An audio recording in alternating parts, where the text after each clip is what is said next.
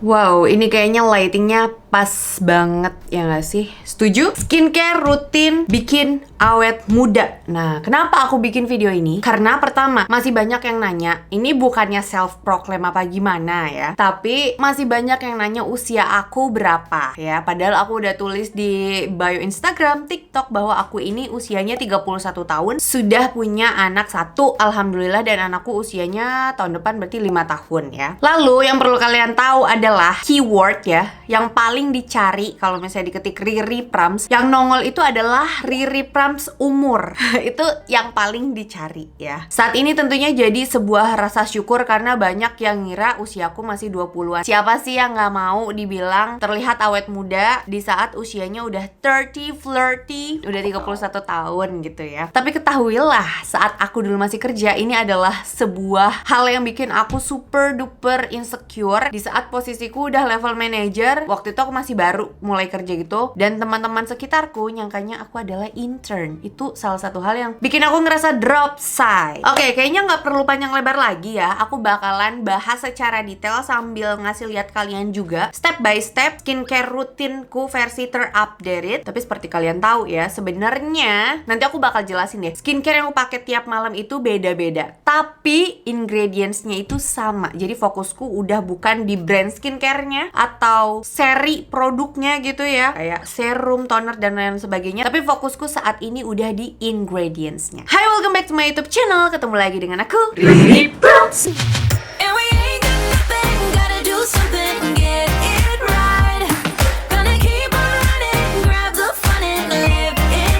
Sebelum kita lanjut ke skincare rutin yang bikin terlihat awet muda ya, disclaimer dulu, aku bukan dokter kecantikan, dokter kulit, atau apapun itu yang ahli di bidang perkulitan.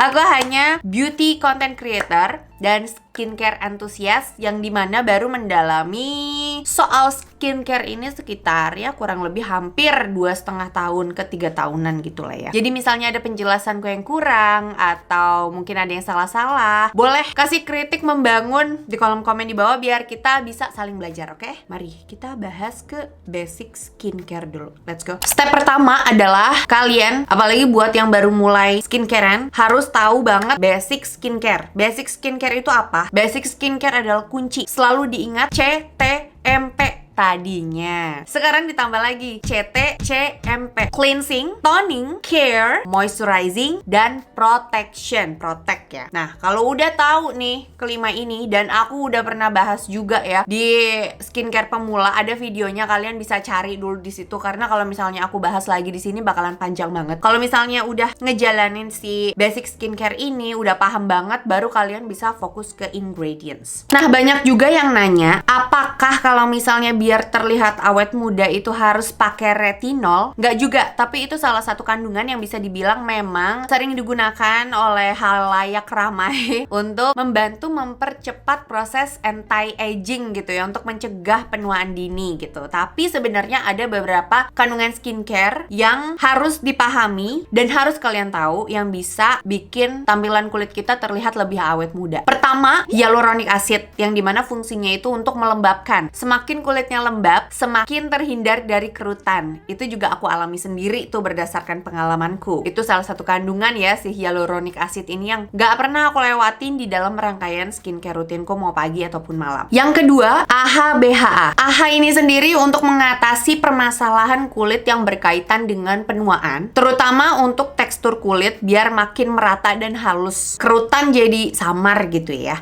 Nah, BHA ini untuk mengatasi kulit yang berminyak dan berjerawat. Yang ketiga, retinol, yang dimana tuh ya cara kerjanya untuk mengaktifkan sistem kerja sel, yang dimana fungsinya retinol ini untuk mempercepat proses regenerasi memang. Tapi biasanya kalau pakai retinol aku cukup 2-3 hari sekali aja, karena pas paginya jadi lebih sensitif sama sinar matahari. Makanya apapun itu kalau kandungan aktif, besokannya harus pakai sunscreen ya. Mau aktif mau enggak sebenarnya pakai sunscreen juga sih. Yang keempat, vitamin C. Nah, ini Ini juga salah satu yang nggak pernah lewat di dalam PM skincare rutinku. Untuk meningkatkan produksi kolagen, mengatasi kulit belang, dan sifatnya tuh anti-inflamasi. Kelima, ada vitamin E untuk mencegah kerusakan kolagen di dalam kulit. Dan kalau vitamin C sama vitamin E digabung, mereka bisa jadi partner baik buat bikin tampilan wajah jadi makin awet muda.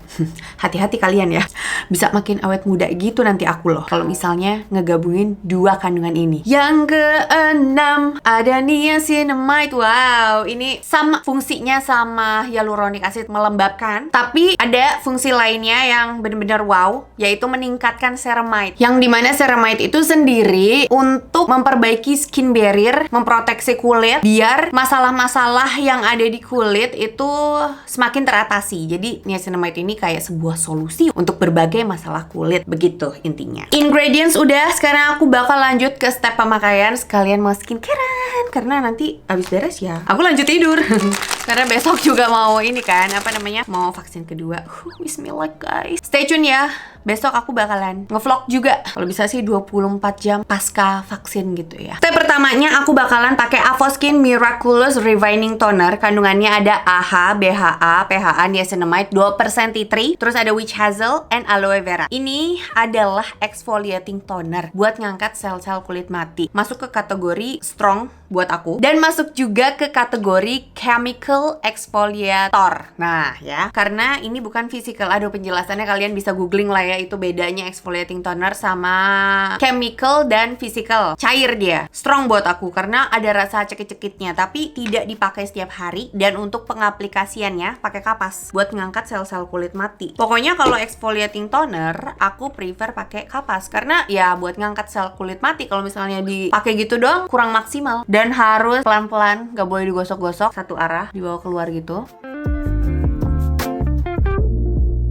Nah, buat ngangkat komedo juga sih. Kalau misalnya ada kulit-kulit kering yang letek-letek, bakalan keangkat pakai ini. Cuma area mata aku hindari begitu. Sampai leher juga, karena kalau skincarean wajib sampai leher, sister. Bersih sih, karena aku rutin pakai. Ingat, bukan tiap hari, tapi aku pakainya 2-3 hari sekali. Dan ini kayaknya kulitku lagi oke deh. Oh iya, kondisi kulitku hampir kelupaan. Tapi mungkin kalian yang udah nonton juga paham kondisi kulitku itu T-zone-nya normal, U-zone-nya kering kerontang gitu. Dan biasanya itu dialami usia 30 tahun ke atas, semakin kering kulitnya. Ini lagi nggak kerasa cercep-cercep sih. Kayaknya sel kulit matinya sudah terangkat dari kemarin-kemarin gitu ya. Jadi nggak berasa cercep-cercep. Biasanya ada rasanya gitu kalau misalnya kulitnya lagi kotor. Biasanya tiap skincare itu aku jeda, tapi ngejedanya itu tergantung teksturnya. Kalau misalnya cair kayak gini, 1-2 menitan cukup. Tapi kalau misalnya teksturnya kental, aku agak lama sih, 3 menitan mungkin ya. Ini aku lanjut ke Hydrating Essence Tonernya Everwhite. Nih ya, cair banget tuh. Kandungannya ada galactomyces, vitamin B5, dan hyaluronate. Fungsinya adalah untuk melembabkan kulit. Aku tuang aja sih ke tangan. Habis itu aku pakai kayak biasanya aja, dibaurin ke wajah.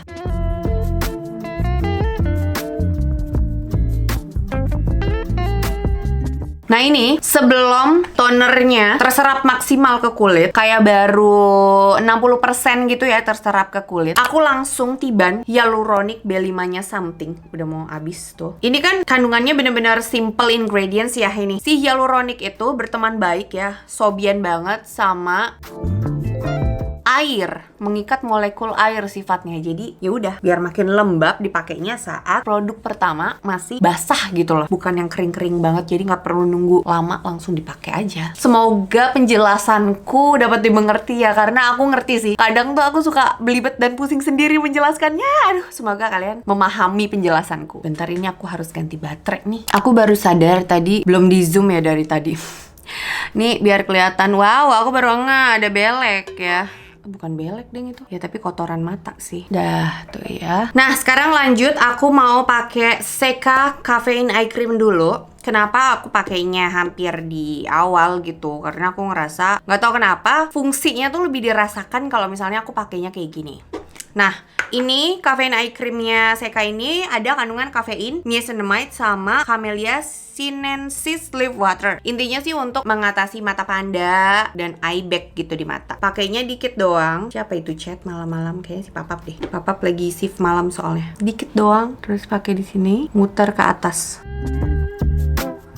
Pakainya dikit doang ya, jangan banyak-banyak, kalau enggak nanti matanya bintik-bintik. Apa tuh namanya, aku lupa deh.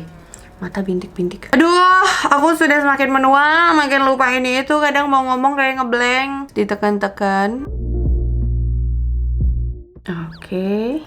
Enak banget. Dan pakainya tuh nggak perlu sampai di dalam mata, kayak di bawah kantong mata gitu. Nanti dia bakalan terserap sendiri gitulah intinya ya. Tuh, ini sudah area mata udah beres. Lanjut nih ya ke serum Pink Scarlet. Nah, banyak juga yang nanya, Kak, emang pakai kandungan AHA, BHA, PHA abis exfoliating toner boleh pakai kandungan ini itu yang aktif? Tiap orang beda-beda. Mau segentle apapun kandungan ingredients dari sebuah skincare, selalu aku ucapkan berulang kali di semua video skincare rutinku. Efeknya di tiap orang bakal beda-beda. Kulitku ini masuk ke hitungan yang badak ya. Dan kalian yang ngikutin aku dari dulu pasti sadar betapa bagusnya kulitku jika dibandingkan dengan kulitku yang dulu ya. Jadi buat aku aman. Ini kandungannya ada phyto whitening, glutathione sama vitamin C. Buat aku ini paling cepat dan nampol buat ngatasin kulit yang belang pertama sama bekas jerawat cepet banget lenyapnya. Lenyap ya, bukan samar lagi tapi lenyap. Ngeratain warna kulit yang belang apalagi. Dulu tuh aku struggle banget buat ngatasin warna kulitku yang belang karena kena panas dikit bakalan belang. Sekarang aku udah seneng banget sekarang kalau main panas-panasan. Kalau dulu aku takut banget ke pantai, sekarang kayak ayo aku berani. Aku prefer kalau misalnya tanning lengkap gitu ya, semuanya from head to toe, nggak ada yang ketinggalan gitu, bercak putih gitu di wajah. Kebantu banget sih sama serum Pinknya Scarlett ini. Jujur li, Scarlett produknya bagus-bagus. Sumpah kekurangannya hanya di kemasannya sih.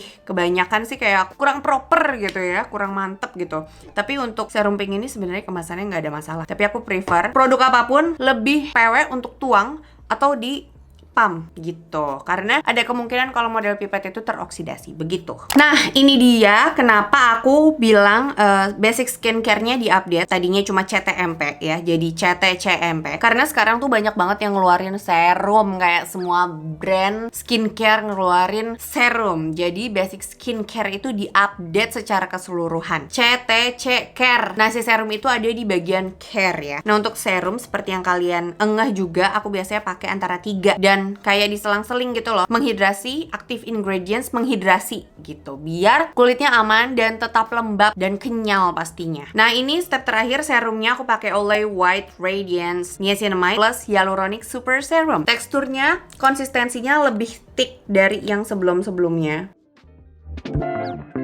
Kayak lotion. Dan butuh waktu untuk terserap maksimal ke kulit. Dan fungsinya niacinamide sama hyaluronic ya seperti yang kalian tahu, untuk melembabkan, terus untuk meningkatkan skin barrier juga. Nah, ini ngeblendnya lebih effort kan daripada tadi. Tapi langsung glowing. Tekstur lotion kayak gini tuh enak banget dipakai sebelum make up. And again, pipet. Kenapa sih serum-serum itu selalu pipet? Tapi ada juga yang nanya, kenapa sih serum-serum tuh kemasannya kecil-kecil? Terutama yang pipet. Kenapa? Karena yang tadi aku bilang, kalau misalnya pipet itu tuh ada kemungkinan produknya teroksidasi kan, karena kena udara dari luar. Makanya kemasannya kecil-kecil. Bayangin kalau misalnya kemasannya gede, modelnya pipet, terus udah oksidasi duluan padahal belum habis dipakai. Gitu kira-kira penjelasannya. Untuk tekstur serumnya Olay ini kan lumayan kental. Jadi tadi aku dieminnya agak lamaan sedikit ketimbang yang sebelum-sebelumnya, biar terserap maksimal dulu nih ke kulit. Nah, terus terakhir aku bakalan pakai ini, Something Ceramic Skin Savior. Ini untuk meningkatkan skin barrier pokoknya ya. Cara ngambilnya kayak gini. Satu pump ini udah cukup sih buat aku untuk keseluruhan wajah. Aku dulu nggak suka sama produk ini. Kenapa? Karena buat trial and errornya tuh prosesnya lama banget di aku. Ternyata kendalanya ada di dulu aku jarang exfoliate kulit. Nah, setelah aku rutin 3 hari sekali exfoliate kulit, cocoklah aku bun sama Ceramic Skin Savior. Jadi ada beberapa poin sebenarnya kalau misalnya kita nggak cocok sama sebuah skincare. Pertama, karena emang nggak cocok aja sama ingredientsnya. Kedua, ada salah peletakan produknya, yang dimana seharusnya skincare itu dipakainya ya tetap berdasarkan fungsi. Kayak toner ya dipakai di awal gitu, serum dipakai di tengah. Cuma mungkin konsistensinya kan beda-beda ya sebuah produk. Ada yang kental, ada ada yang cair gitu. Nah mungkin salah taruh, mungkin ada yang cocoknya dipakai dulu yang kental di awal, baru turun ke yang cair. Tapi ada juga yang maunya cair dulu, baru dipakai yang kental gitu. Atau ada kemungkinan gak cocok bertabrakan sama ingredients tertentu. Atau yang paling terakhir kayak aku, karena kulitnya jarang di-exfoliate, jadi kayak manfaat dari sebuah produk tidak dirasakan dengan maksimal dan ketiban-tiban sama kotoran wajah. Jadilah bukannya kulitnya bagus, malah jadi nambah masalah gitu. Seharusnya kan skincare itu kan prinsipnya kayak pegadaian. Menyelesaikan masalah tanpa masalah seharusnya ya. Nah kalau misalnya kalian ingin menyelesaikan masalah tapi muncul masalah baru, nah tuh harus di trial and error sendiri. Kenapa aku bilang harus di trial and error sendiri? Karena yang tahu kondisi kulit kita itu kita sendiri. Jadi ya tetap harus trial and error dan kenal sama kondisi kulit kita sendiri. Itu aja sih menurutku. Dan segitu aja penjelasanku untuk skincare yang aku pakai, basic skincare dan ingredientsnya. Menurut aku selain skincare ya, untuk bikin terlihat awet muda ya, ada di pola hidupku yang berubah. Pola hidup tuh harus berubah. Pola hidup, ingat, bukan pola makan doang, pola hidup secara keseluruhan. Pertama, pola makan diubah ya, otomatis jadi lebih aware sama kemampuan dan batas diri sendiri. Aku makan ini kira-kira apakah bikin aku lebih baik gitu. Karena hidup itu kan gak cuma hari ini dan besok. Apalagi aku yang udah ada buntut dong, aku mikirnya jangka panjangnya. Jadi harus mikirin jangka panjang, apakah akan merugikan diriku sendiri kalau aku makan itu terus tiap hari. Jadi mau gak mau pola makanku pun berubah. Dan dari pola makan, gak tau kenapa jadi ngaruh. Pola makannya itu termasuk ke minuman yang dikonsumsi ya. Kopi, walaupun aku masih minum yang manis, kopi tuh aku batasin setidaknya sehari tuh 1 cangkir. 1 aja, tadinya tuh parah banget aku ngopinya, tapi ya udah sekarang 1 hari 1 cangkir, nggak boleh lebih dari itu. Dan bahkan ini seminggu kayak aku baru 2 kali deh kayaknya ngopi ya seingatku. Terus habis itu ngaruh ke pola tidur.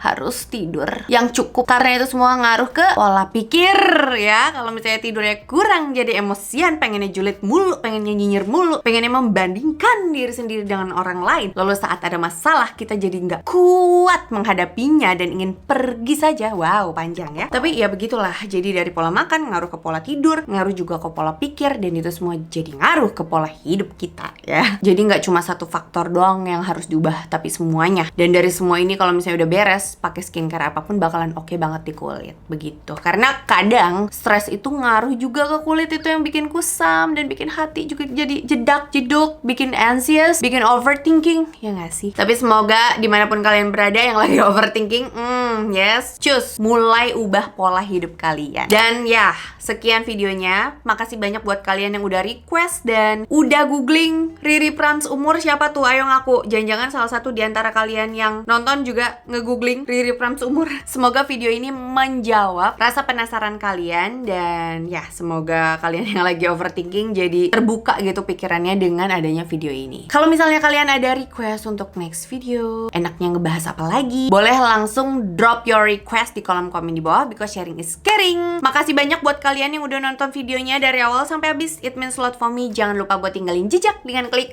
likes dan subscribe channel YouTube aku. Udah. Terus jangan lupa juga untuk aktifin bel notifikasi kalian supaya kalian jadi jamet squad aku yang pertama tahu kalau misalnya ada video baru yang diupload di channel YouTube ini. Once again, thank you guys for watching and I'll see you next time. Bye bye.